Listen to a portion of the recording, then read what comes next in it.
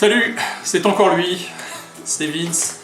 Bienvenue sur cette nouvelle vidéo d'histoire de vinyle.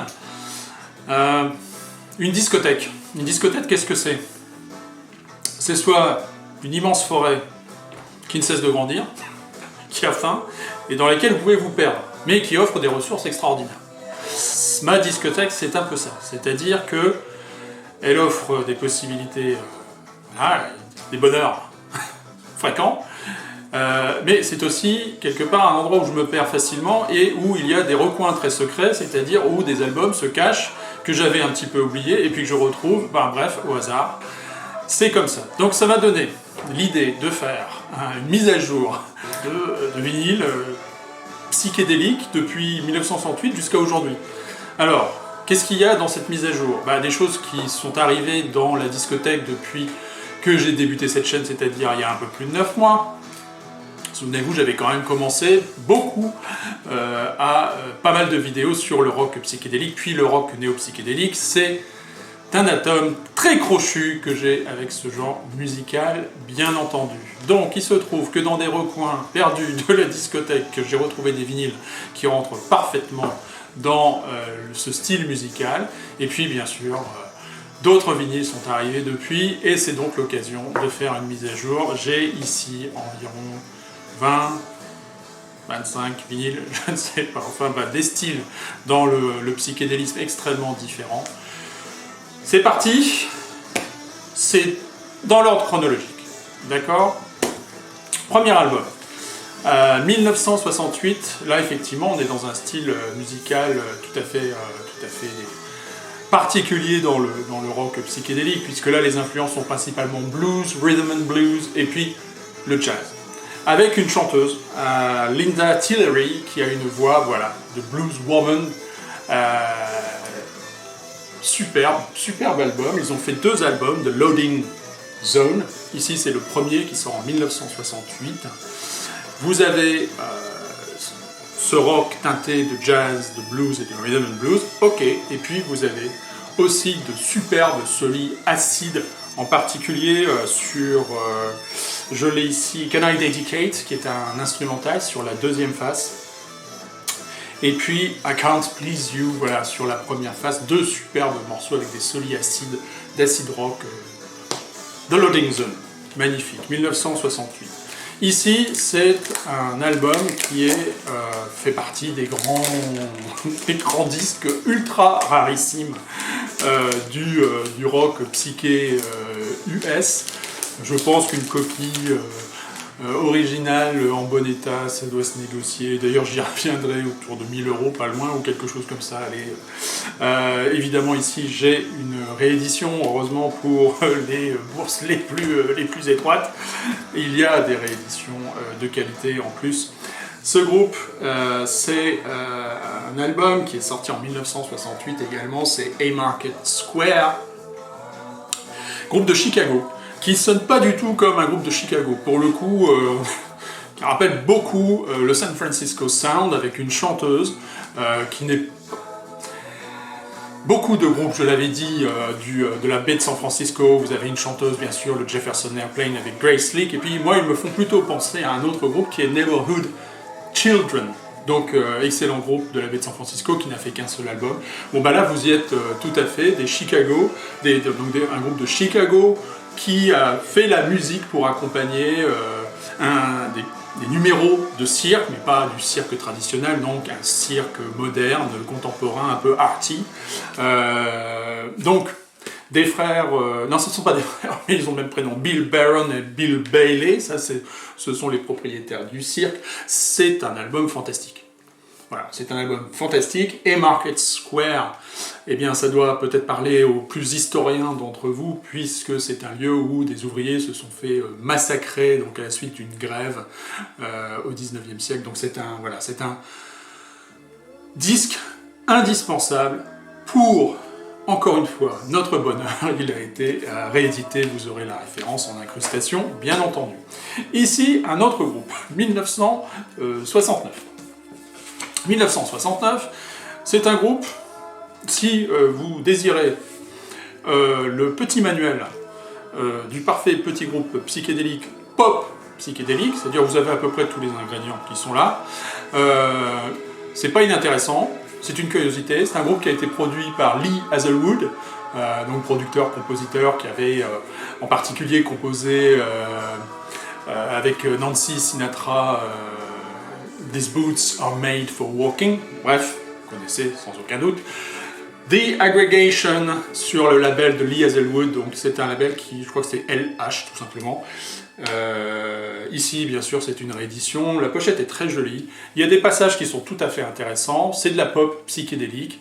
Vous avez les effets sonores, vous avez voilà, la guitare avec la fuzz, etc., la distorsion, l'écho, des bruitages, des ambiances extrêmement variées. Bref, il y en a pour toutes les soupes possibles. Et ce n'est pas de la soupe, mais c'est une curiosité, c'est intéressant. The Aggregation qui sort en 1969. Ici, voilà encore une rareté, et heureusement, elle a été rééditée, cette rareté. C'est le disque de The Common People des frères Robinette. C'est Jerry Robinette, je crois, le chanteur et guitariste. Et puis son frangin, je vais le trouver tout de suite, il suffit de lire. C'est Gerald, donc c'est Denny Robinette et Gerald Robinette, donc le batteur. Alors, certains considèrent, donc The Common People sort en 1969 sur Capitol Records, certains considèrent cet album comme l'égal de, devinez quoi, Forever Changes They Love. Bon, alors là, je vous dis tout de suite, pour moi, très subjectif, c'est très exagéré. C'est un très bon album, Los Angeles, donc voilà, la Californie, le soleil, et c'est ça. C'est-à-dire que la basse, et puis la voix du chanteur, Denny Robinette, sont très en avant. Il a une voix un petit peu rappeuse, qui n'est pas sans m'évoquer, vous me direz quoi, Richie Evans. Mais c'est très lent, c'est ensoleillé, c'est souvent des mid-tempo, voire plus long que ça encore. La guitare est souvent en arrière, comme la batterie d'ailleurs. Donc une ambiance très très cool sur cet album qui est très bien. La première face est beaucoup plus intéressante que la deuxième, selon moi. The Common People, 1969. Voilà un personnage qui a traversé la scène. Je mets tous les continents. Allez, on y va, puisque c'est l'ordre chronologique. C'est Roger Bunn. Donc c'est un musicien anglais qui est passé un petit peu à travers le succès, complètement. Il a côtoyé à peu près tout le monde, David Bowie, etc. Il a même à un moment donné postulé pour être guitariste chez John Mayall. Il n'a pas été recruté. Donc il sort un album en 1969 qui est très obscur, qui est très rare également, et heureusement il a été réédité. Ici, moi j'ai une réédition par Wah-Wah Records. Malheureusement, vous pouvez toujours aller chercher, elle est épuisée cette édition, avec une superbe pochette psychédélique. Alors, on n'a pas du tout les guitares acides, etc. On est plus proche du folk, du jazz. C'est une espèce de fusion entre c'est ça, la folk anglaise, le jazz, et puis bien sûr la pop psychédélique, le rock psychédélique. C'est une réussite complète que cet album de Roger Bunn. Superbe.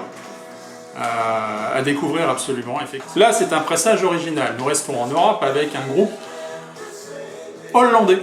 Et oui, un groupe hollandais qui a fait Non, je dis des bêtises. Disons que les deux premiers albums sont des albums premiers en 1968, celui-ci en 1969. Fantastique de rock psychédélique, très influencé par Jimi Hendrix et par le Pink Floyd première période. Alors moi j'ai le deuxième chez Discophone, donc là c'est le pressage original, c'est groupe 1800 Grup. Alors je vais pas vous dire 1850 en hollandais, Paradise Now. Voilà, je vous ai dit, c'est un son tout à fait empreint du psychédélisme, sans l'influence de Jimi Hendrix. Il y a sur la deuxième face, effectivement, vous avez Purple Sky. Bon, voilà, vous avez tout compris. Bref, vous avez comme ça des rythmes, un rythme très lent qui fait beaucoup penser à l'improvisation sur Electric Ladyland de Hendrix et de ses camarades sur le Voodoo Child. superbe, l'influence des Pink Floyd aussi, les musiciens sont brillants, vraiment c'est un groupe qu'il faut absolument découvrir. Ils ont un troisième album studio, puis il y a des lives qui existent. Le troisième album studio est de 1975 je crois, celui-ci 1969. Il existe des rééditions bien sûr, et puis bien sûr les plateformes. Bref, là pour le coup c'est une grande rareté. Je l'ai évoqué dans la vidéo le blues rock aux USA à la fin des années 60, début des années 70. C'est un album fantastique d'étudiants du Connecticut. C'est American Blues Exchange. Le titre de l'album c'est Blueprints, qui sort en 1969. Cette fois-ci, oui, vous avez ici un collector, c'est le pressage original. Il a été réédité, heureusement, je vous invite à le découvrir. C'est un superbe album de blues rock psychédélique, un seul album à leur actif, sur un obscur label Tail Records, et en fait, après vérification, il n'y a eu qu'un seul album édité par ce label, donc je soupçonne qu'il s'agit d'un album autoproduit par ce groupe d'étudiants blues, American Blues Exchange, donc Blueprints. Super.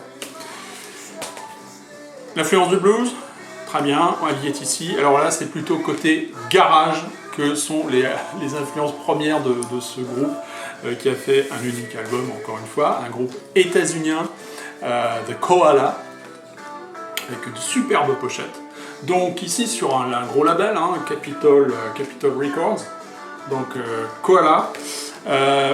Ça va à 100 à l'heure, voilà, le style est très garage avec des solis d'acid guitare. C'est un excellent album de garage rock psychédélique, et pourtant il est plutôt tardif puisqu'il sort en 1969. C'est vrai qu'on place plutôt le garage psychédélique en 66-67, mais quelle efficacité, super. 1969 de Koala, groupe états-unien. Autre rareté. Ici, puisque j'ai précisé quand c'était des rééditions et des originaux, des pressages originaux, ça c'est le pressage original, c'est de Alan Franklin Explosion, The Blues Climax, qui sort en 1970. Bon, c'est autour du personnage, hein, donc Alan Franklin bien sûr. C'est, alors, contrairement à ce que pourrait laisser penser le titre de Blues Climax, à savoir que c'est un album de blues rock psychédélique, non, on est plutôt dans des titres voilà, la racine est blues bien sûr, dans les accords, dans les riffs, mais ça va à 100 à l'heure sur la première face, tout à fait passionnant, des titres très courts, on est proche, on est entre le garage blues, rock psychédélique, enfin bref, très efficace, fantastique. Et la deuxième phase, c'est une longue improvisation. C'est comme un long solo de guitare. Vous êtes pris dedans. Et c'est comme ça. Et c'est parti. Bref, super. Alors, j'avais pas pensé mettre effectivement. Donc là, c'est un album qui sort en 1970, bien sûr, sur EMI Stateside. C'est le premier album de Funkadelic. Là, l'influence d'Hendrix, elle est évidente, encore une fois, l'ambiance est très enfumée, très moite. Bien sûr, l'album suivant, Maggot Brain, non, c'est pas le suivant d'ailleurs, Maggot Brain, je crois que c'est le deuxième, c'est Open Your Mind, et ensuite il y a Maggot Brain avec ce fameux solo, bien entendu. Bref, c'est produit bien sûr par George Clinton. Il y a Ed Hazel, bien sûr, le lead guitariste, qui fera ce fameux solo sur Maggot Brain. Et puis il y a le bassiste qui est omniprésent, donc dans des rythmes très groovy, très funk, mais très cool, vraiment. Mais avec ce son très hendrixien, sur des rythmes lents, pas tant chanté que parlé. Bref, vous connaissez probablement, c'est un superbe album. Premier album de Funkadelic. 1970. Je continue de progresser. Je vous disais tout à l'heure, les discothèques, ce sont parfois des recoins un petit peu mystérieux dans lesquels vous ne pensiez pas qu'il se trouvait tel ou tel disque. Bref. L'un d'entre vous, à un moment donné, évoqué un disque d'un groupe turc qui se trouve être dans une collection. La collection, c'est Danse et rythme 2. Alors il y a telle région, tel pays, machin, la Croatie, la Serbie, tout ce que vous voulez, c'est une collection. Et puis il y a dans ces rythmes de la Turquie, et ben moi j'avais placé ce disque parce que j'ai un petit coin, enfin j'ai un coin dans la discothèque où je mets un petit peu les musiques du monde, on va dire, donc voilà, la musique japonaise traditionnelle, la musique turque, la musique argentine, la musique, j'y trouve donc même le chilien Victor Jara par exemple, bref la musique du monde. Et puis il y avait ce disque, en fait je l'avais. C'est le disque que je sors. Par ici, pour vous dire, hein, dans le même coin, avec ce disque, il y avait celui-ci. Je ne vais pas le sortir, allez, hop, tant pis. Dans la collection Okora de Radio France, Turquie Musique Soufi, voilà, super pochette découpée, d'ailleurs, vous ne le verrez pas, tant pis pour vous. Et puis, avec, il y avait ce disque. Les Mogols. Voilà. Alors, ça me permet d'évoquer... les Mogols, c'est un groupe effectivement qui puise énormément dans la musique traditionnelle et les instruments traditionnels turcs. Ils sont originaires d'Anatolie. Effectivement, quand vous voyez la pochette, jamais vous allez dire c'est un groupe de folk psychédélique peut-être. Alors, c'est vrai pour 2 ou 3 morceaux, il ne faut quand même pas exagérer. Ça m'a permis de redécouvrir ce disque que j'avais, et que pour le coup, j'avais pas du tout pensé, je me souvenais plus du tout que c'était je pouvais éventuellement le classer dans la folk psychédélique. Par contre, les Mogols, en Turquie, en Anatolie, vont faire plusieurs disques des 45 tours, et c'est clairement un groupe de folk psychédélique. C'est un très bon album pour ceux qui aiment la folk et puis le côté psychédélique, parce que bien sûr, ils versent dedans. Il y a des titres comme Rêve kaléidoscopique, vous imaginez, traduit en français, To a Clear Mind par exemple, etc., etc. Bref, les instruments traditionnels sont là, mais il y a de la batterie, il y a de la basse, il y a de la guitare électrique. Bref, ça me permet tout de suite d'évoquer un autre musicien turc. Désolé pour le bruit. Bien sûr, c'est Erkin Koray, donc qui est actif des années 70 aux années 80. Voilà, un grand prosélyte de la pop anglaise et états-unienne, avec bien sûr le fond traditionnel folklorique turc, donc l'emploi d'instruments, et puis il chante en turc, mais voilà, teinture très très psychédélique. Les albums, les pressages originaux ne sont pas faciles à se procurer. Ici, c'est une compilation sur le label Far Away Sounds, donc qui date des années 2000, 2020. Voilà, mais avec des titres des années de 1970 jusqu'à 1983, je crois, c'est tout à fait intéressant. Je vous ai mis dans la description un lien pour découvrir éventuellement un ouvrage qui est consacré justement à la scène pop psychédélique, pop folk psychédélique turque dans les années 70 en Anatolie. Voilà, c'est une curiosité. Ça me permet, parce que effectivement ça c'est entré dans la discothèque il n'y a pas si longtemps que ça, de revenir sur un groupe qui a puisé beaucoup de ses influences dans la folk proche-orientale, dirons-nous. C'est Kaléidoscope. J'avais déjà parlé bien sûr de ce groupe fantastique avec David Lindley, Solomon Feldhouse, etc. Enfin bref, que des musiciens fantastiques qui utilisent les mêmes instruments, le oud, etc. Tout un tas d'instruments traditionnels en provenance du Proche-Orient. Et ils sortent cet album que je ne connaissais pas, parce que pour moi ça s'arrêtait en 1970, Kaléidoscope. Non, ils ressortent cet album studio, avec les mêmes, sauf David Lindley qui est bien présent mais sous un pseudo, de Paris Létante. Bon, bref, super. Alors, il recrée la magie des premiers albums de Kaléidoscope, Beacon from Mars par exemple. Enfin, voilà. When Scope Collides, ça va tout à fait avec ce que je viens de parler, puisque vous allez retrouver les accents folkloriques un petit peu proche-orientaux, turcs, sur cet album, avec cette voix toujours fantastique de Chris Darrow, très rocailleuse, bref. Voilà un groupe que j'ai évoqué dans une vidéo, le tour d'un vinyle en 80 secondes. J'y reviens, parce que je pense que dans ce pot pourri sur le rock psychédélique, donc 1971, When Scots Collides, je l'ai peut-être déjà dit, bref, 1976. C'est Agapé. avec cette image effectivement d'une photo prise dans la neige fondante au printemps et qui évoque, devinez qui, bon. Agapé. Agapé, eh ben, c'est un album fantastique de rock psychédélique chrétien. Alors il faut passer sur le prosélytisme, voilà, des paroles, parfois. Il y a un ou deux types, clairement, vous pouvez passer. Mais alors, il y a une guitare fantastique de Fred Caban. Voilà, Fred Caban qui est ici.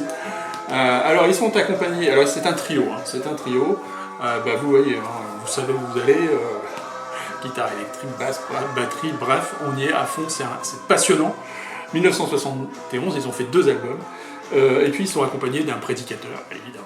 Donc c'est du rock chrétien, ou bien dans la communauté chrétienne, en Californie, mais c'est un disque fantastique, à part 2 titres.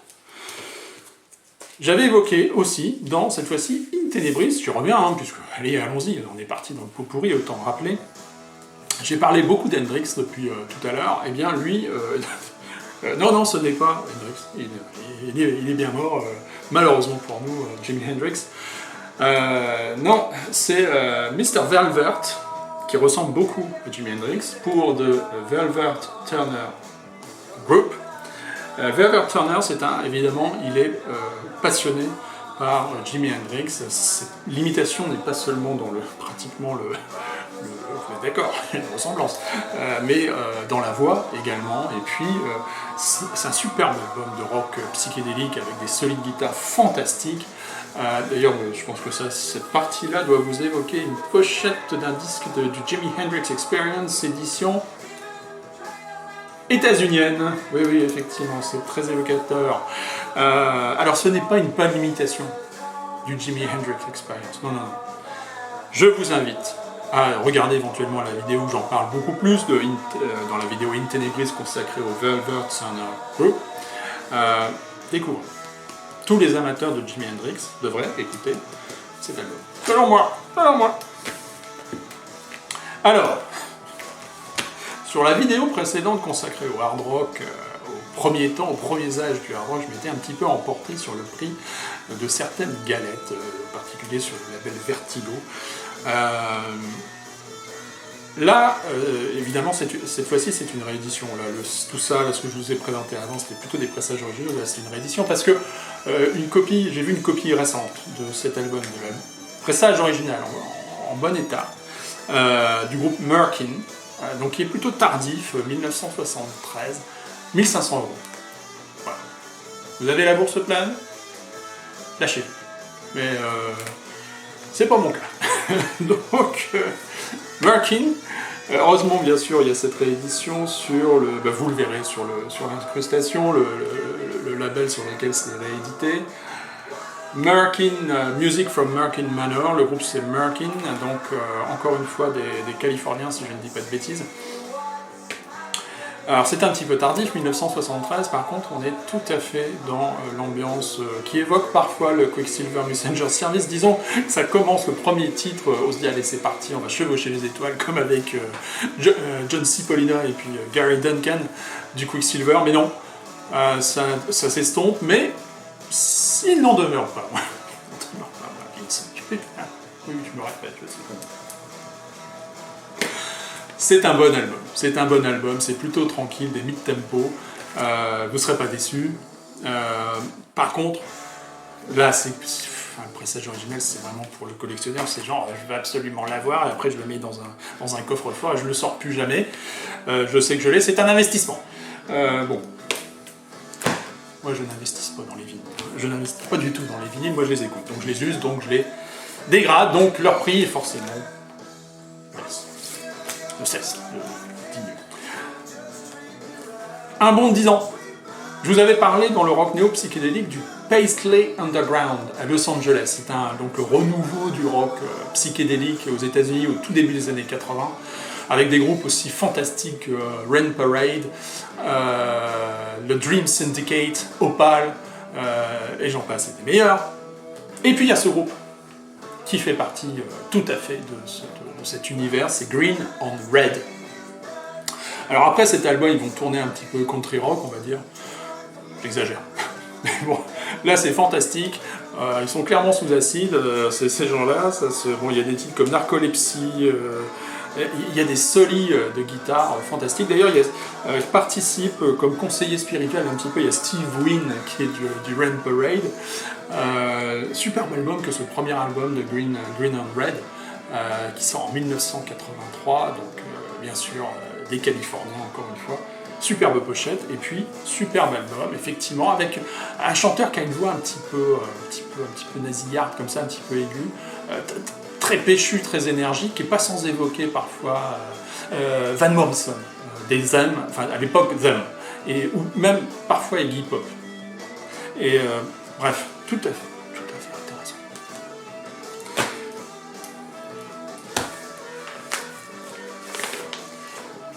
Allons-y, des Canadiens, de Vancouver.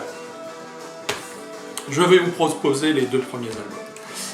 Alors, il y a à boire et à manger. C'est-à-dire que vous êtes amateur de heavy rock, vous allez avoir du heavy rock. Vous êtes amateur de métal, vous allez en avoir. Vous êtes amateur de garage, de post-punk, de punk, vous allez en avoir sur cet album. Bref, c'est un melting pot. Et puis, vous avez du rock psychédélique, et c'est un petit peu le renouveau canadien du rock psychédélique que ce groupe qui est, alors je sais pas si vous voyez, Black Mountain, premier album, c'est celui-ci, c'est un double album qui sort en 2005, qui est absolument fantastique. Et bien je vous invite à découvrir ce groupe de Black Mountain. Alors je vous ai mis aussi le deuxième qui lui a une coloration qui est beaucoup plus psychédélique, avec donc deux voix, chanteur et une chanteuse en contrepoint. C'est toujours passionnant.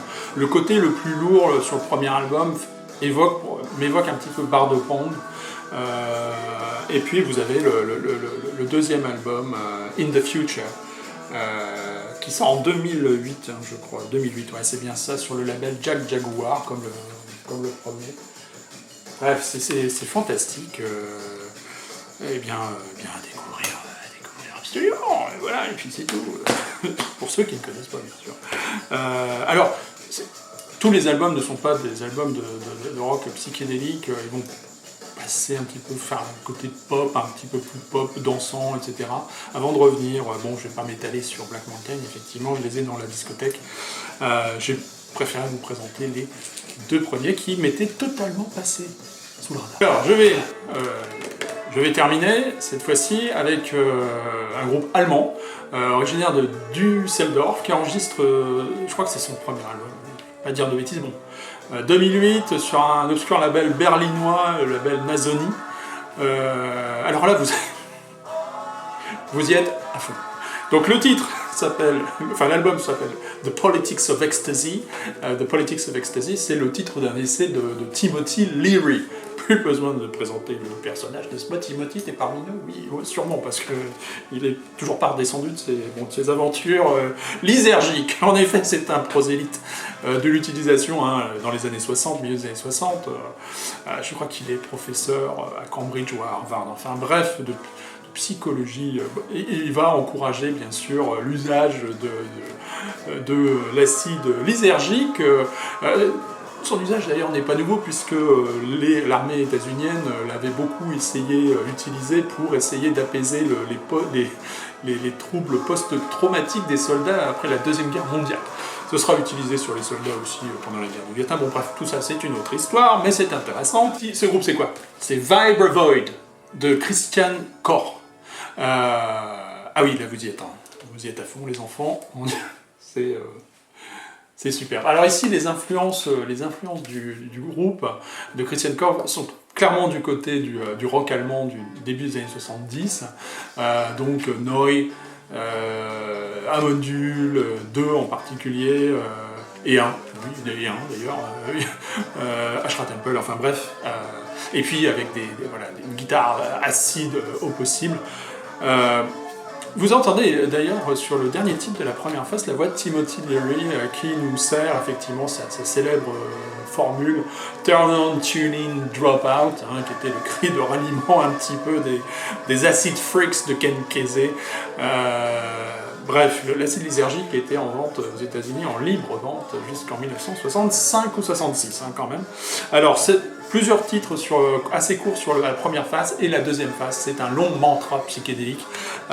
Your mind is at ease, vous avez tout compris. Installez-vous au fond de votre fauteuil en face de vos enceintes, et vous êtes parti pour un trip psychédélique.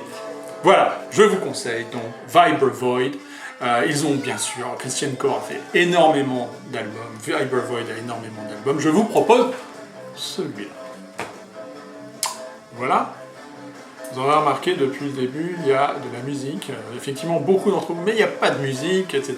J'explique que YouTube est aux aguets. Et les droits d'auteur, c'est quelque chose. Voilà, je ne peux pas payer les droits d'auteur. Donc là, la musique est en fond sonore. Je vais bien voir s'ils ont identifié, s'ils vont m'embêter. Mais en passant, tiens, quel est donc ce groupe? Le premier ou la première qui devine, eh bien, tout mon respect. C'est un groupe psychédélique états-unien que je n'ai pas évoqué ici et que je n'ai pas évoqué dans les vidéos précédentes. Ah, surprise. On y est. Bien. Vince, it's me. Cares about you. À la prochaine.